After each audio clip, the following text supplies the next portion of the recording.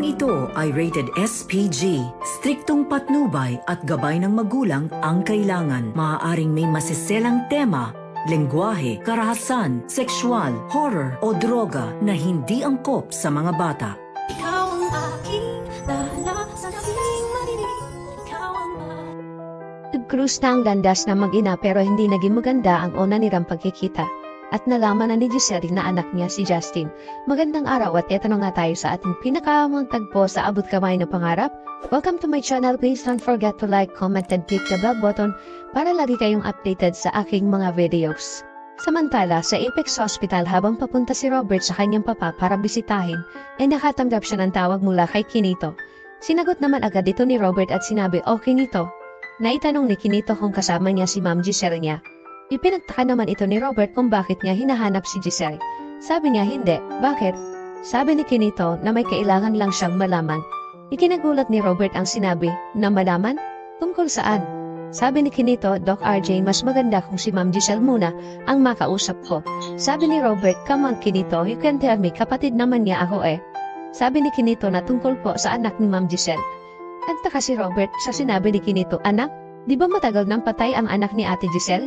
Sabi ni Kinito, "No, Doc RJ, hindi po. Buhay ang anak ni Ma'am Giselle. Yan po ang pinahanap sa akin ng papa mo dito sa US at nakita ko na sila at nakausap. Na-confirm ko na po na buhay ang anak ni Ma'am Giselle. Ang totoo nga po ay andyan sila sa Pilipinas dahil umuwi sila dahil nabalitaan nila ang nangyari kay Don Pepe. Baka nga po binibisita na nila si Don Pepe nang hindi nyo nalalaman. Matagal ko na po silang hinahanap, kaya po kailangan malaman ni Ma'am Giselle na buhay ang anak niya at baka makita niya na ito pero hindi sila magkakilala." Hindi makapagsalita si Robert sa nalaman niya kay Kinito at sinabi niya, "Sige Kinito, salamat. Pupuntahan ko si ate at sasabihin ko ito sa kanya." Agad na ibinaba ni Robert ang tawag ni Kinito at dali-dali niyang hinanap si Giselle. Samantala, nagkaharap na ang mag-inang Giselle at Justin pero hindi ito naging maganda dahil nag-away sila at nagkasakitan sila. Galit na galit si Giselle kay Justin nang sampanin siya nito at halos matumba si Giselle kaya binalikan niya si Justin at sinabi nung walang hiya ka, "Ang kapal ng mukha mo na sampalin ako sa sarili kong hospital." At tinanong nito ni Giselle kung sino ka bang talaga. "Akala mo papayag ako na bastusin mo ako dito?" Kaya hinatak niya si Justin at kinaladkad ni Giselle at sinabihan niya na lumayas ka dito sa hospital ko. Habang hinahatak niya si Justin ay sinasabihan niya na ito na hindi ako papayag na bastusin mo ako sa sarili kong teritoryo. Habang si Justin naman ay nagpupumiglas pagkakahawak sa kanya ni Giselle at sinabi na bitawan mo ako, habang si Annalyn ay inaawat niya ang tita Giselle niya. Itinulak ni Giselle si Justin at natumba ito at sa sobrang galit ni Giselle ay sinabihan niya ito na hindi ka talaga pinalaki na maayos ng magulang mo. At bigla naman dumating ang lalaki na si Eric at nakita niya ang ginawa nito kay Justin. Kaya tinawag niya si Giselle at napatingin naman ito at ikinagulat niya na makita niya ang lalaki.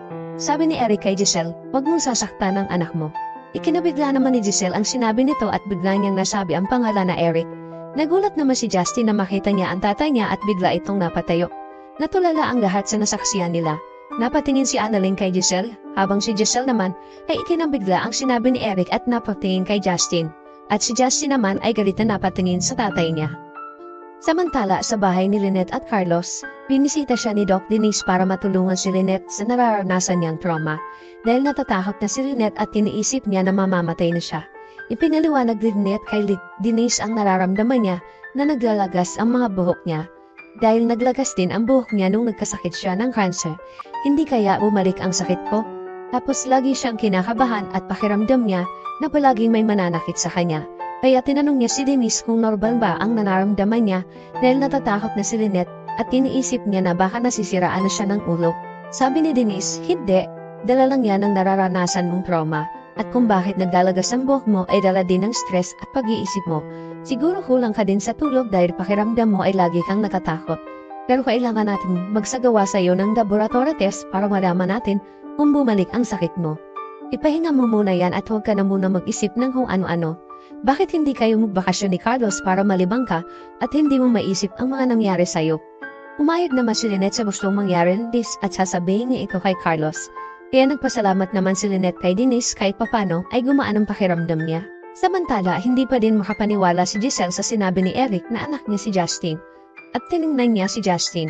Gusto sanang dapitan ni Giselle si Justin pero tumakbo ito papalayo. At umalis.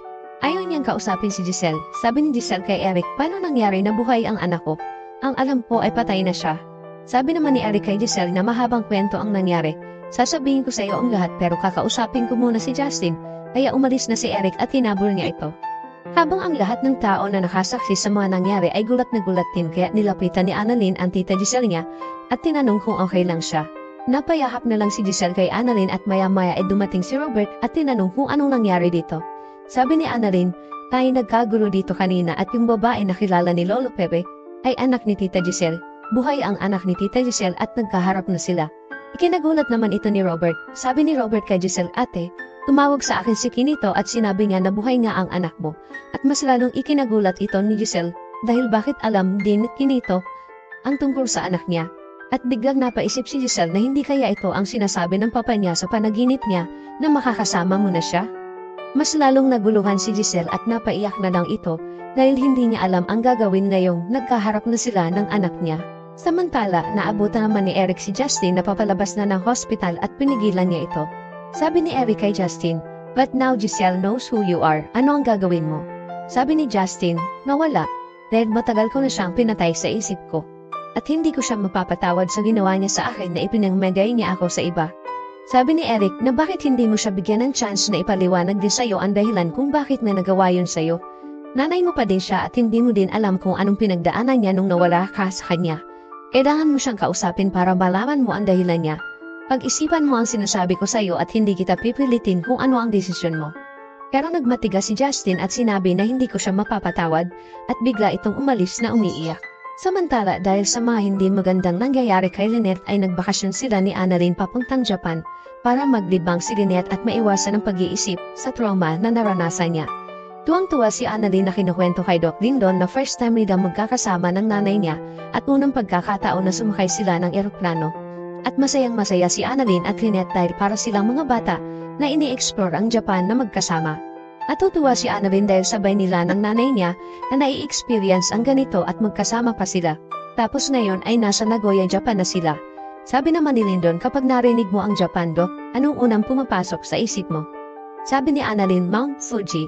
At natawa silang dalawa at sinabi ni Doc Lindon na tama. At habang nag-i-enjoy silang tatlo na magpakain ng mga ducks, ay hindi nila alam ay naandun si Moira sa di kalayuan at may kausap ito sa telepono. Hello, si Moira tanyag ito. Ibinigay ni Doc Carlos ang number mo sa akin. Saan tayo magkikita? Pupuntahan ko na ang tao mo. At sabay alis nito nang dumating naman sina Annalyn para maghanap ng mauupuan at nakita nila ng bakante ang lamesa na inalisan ni Moira. Nakita ni Annalyn na nakalimutan ng babae ang gloves niya kaya nagpaalam muna siya kay Lynette at Lindon para habulin ng babae na si Moira at ibigay ang naiwan niyang gloves. Ano ang ginagawa ni Moira sa Japan at sino ang kikitain niya? Magkakaayos pa ba ang mag-inang Giselle at Justin? Yan ang ating pakaabangan dito lang sa Abot Kamay na Pangarap. Pambibitiw at huwag kalimutan mag-subscribe. Maraming salamat po and God bless.